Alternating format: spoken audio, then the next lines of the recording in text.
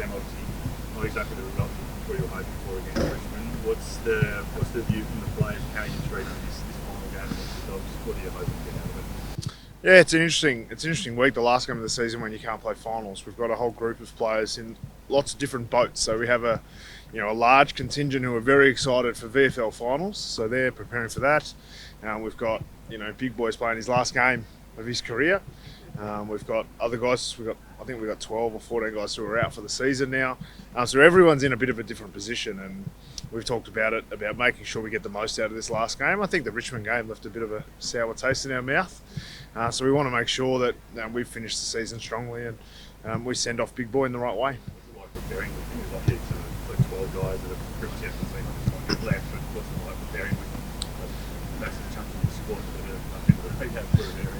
Yeah, I mean, they're all looking. It's sort of slowly happened over the journey.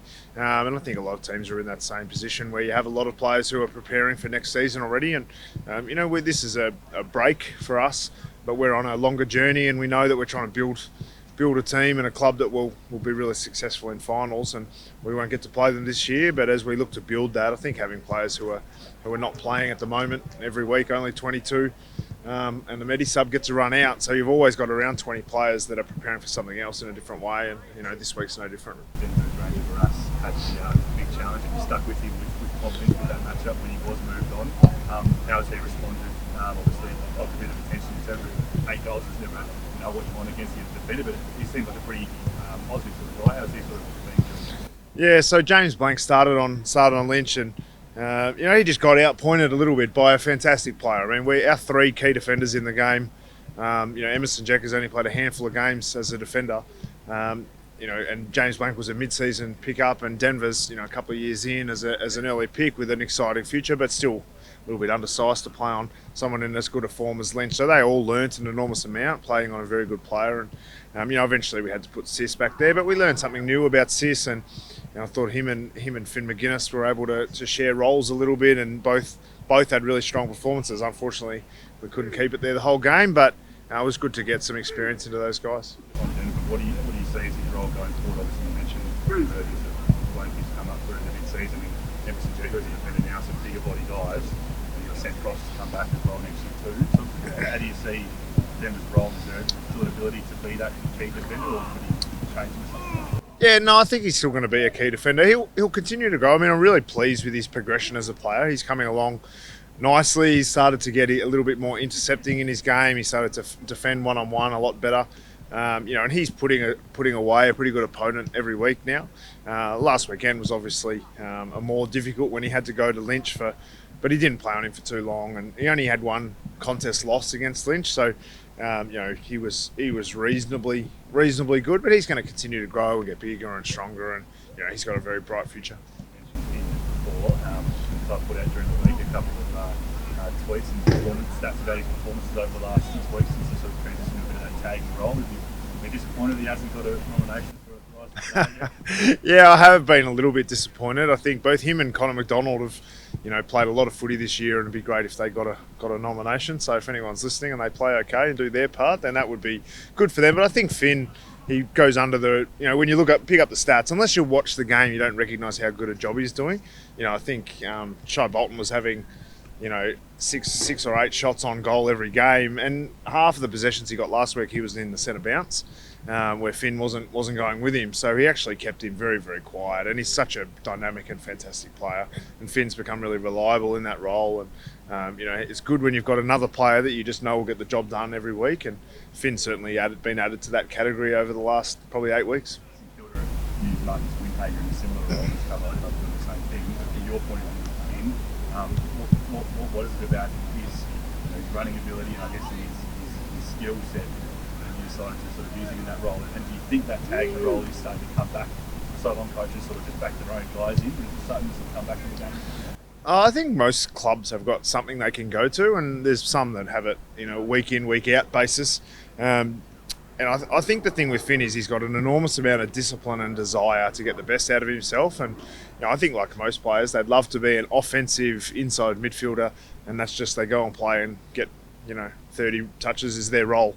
But Finn's so passionate about making the best of himself, that he recognises that his progression as a player is in a defensive role, and wherever that is, whether he's playing as a small forward, a small defender, or a midfielder, that he can play on a player and shut them down. And he's not yet getting a heap of the footy himself, but he has started to find a bit more of the ball. Against Crouch in the second half last week when we played St Kilda, Crouch had 10 and he had 15 or 16 in the second half. So that shows that he's starting to add that string to his bow as well. You mentioned Finn Maginness' final game. Liam Shields, another one who's contract and had a pretty passionate moments in the Richmond game, tugging at the jump when he kicked the goal. It's likely to be the last time maybe fans will see him playing for Hawthorn.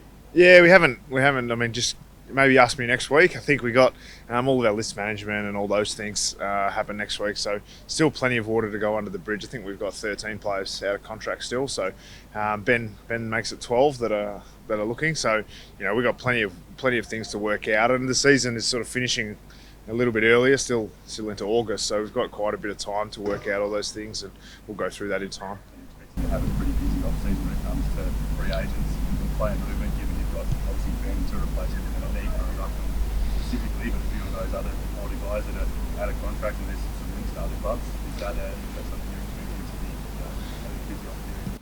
Yeah, I mean, I'm still learning. This is the first year I'm going into an off season from the start with already something behind us. So Mark McKenzie works hard on trying to make our list as strong as it can, and as our list manager, that's really his role, and I play whatever part I can in that. So there's a lot of talk out there that it's going to be a busy off season for every club, and I think the appetite for some sort of news around the off season is increasing every year, and I'm sure we'll be involved trying to just make our list as strong as we can. Slightly outside the ball on the way, you story this week, obviously some Clarkson and some of the things from Essendon. Have you spoken with Clark at all recently, and maybe could you give us some sort of insight into what his decision making would be like at the moment with Hawthorn with North Melbourne for so long and now the Bombers are coming hard? How would he sort of be weighing up a decision like that from your experience? Yeah, I mean, I'm not sure. I know that he'd be big on stability. He'd want to make sure that everyone's wanting the same thing, whether that's the board or the administration or the football department. He's always been big on stability, and something we've worked hard on here, and we have that in a strong way. But yeah, I think it's probably more than $1 million question what Clarko's thinking. Everyone seems to be wondering that, and it'll be interesting to see how it plays out in the coming weeks. Do you think it's have a drive to commit to a big project like it North Melbourne and rest of these teams? I don't think passion has ever been Clarko's problem. So he'll never have too many concerns about having that passion to drive something from the start to the finish. Yeah, I'll stay out of that. And just lastly, just in terms of team on the weekend, injury-wise, any guys that might be in or out, or any potential last debutants, a couple of guys from the VFL, what's the squad fit? Yeah, I'm not sure yet for this week as far as selection goes. I know that Jarman Impey is out. He's had a screw in his foot that's been causing him trouble for 10 or 12 weeks, probably, maybe a little bit longer than that even, since before the bye. So that's been causing him a bit of trouble, and he hasn't been able to train very much. And he's such an important player for us, and we just wanted to get it done as soon as we can. And so he's had his surgery already, which will give him, which means he'll be able to start pre-season strong, which will be important for him. So we'll lose him, which is unfortunate for us because he's such an important sort of passion player for us. But he did a great job carrying that screws in his foot for that long. So he's going to miss, and I think other than that, everyone's available. So we'll see what happens later in the week.